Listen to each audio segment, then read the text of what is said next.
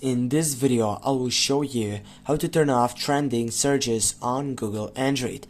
Firstly, as you want to take off that selection, the main point right here, it is going on the right session or simply getting on the session, which, as I said, you need to make sure that you have the latest version of your Google session. And as you get done with all that stuff, right here on your Google session, you're gonna go on settings, but as you can see right now, I'm on my Chrome. This is why you need to go right here on that main point selection. As you go on your Google session, go on the profile icon, then simply scroll down, go for settings, and as you get on that selection, then you need to go on general, the first side screen set, and then simply you can find out recent pages, it is turned on and all that stuff.